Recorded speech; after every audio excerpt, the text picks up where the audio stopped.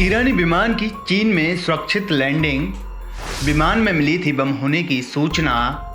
विमान में बम की सूचना से मच गया था हड़कंप। ईरान से लेकर भारत और चीन तक हड़कंप मचाने वाले ईरान के विमान W581 ने आखिरकार अपने गंतव्य ग्वांगझू में सुरक्षित लैंडिंग कर ली है, जिसके बाद ईरान, हिंदुस्तान और चीन की सुरक्षा एजेंसियों ने राहत की सांस ली है।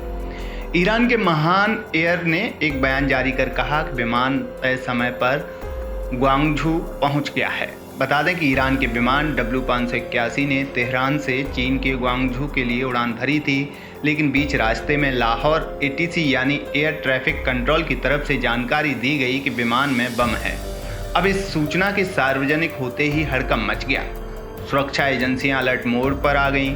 विमान लगभग 9:20 पर भारत के एयर स्पेस में पहुंचा तो फ्लाइट के पायलट ने दिल्ली एयर ट्रैफिक कंट्रोल को सूचना दी कि विमान में कथित तौर पर बम है और फ्लाइट दिल्ली में लैंडिंग की इजाज़त चाहता है।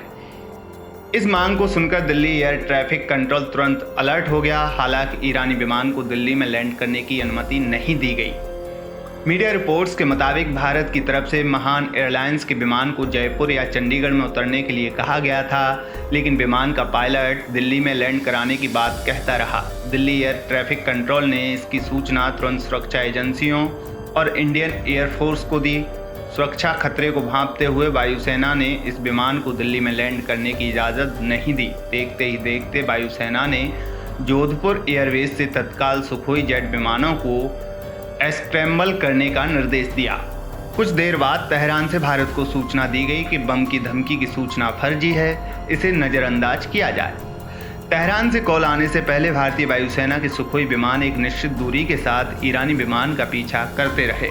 बम की खबर फर्जी बताए जाने पर भारतीय वायुसेना के विमान ईरानी जेट को अपने हवाई क्षेत्र से बाहर छोड़कर आए।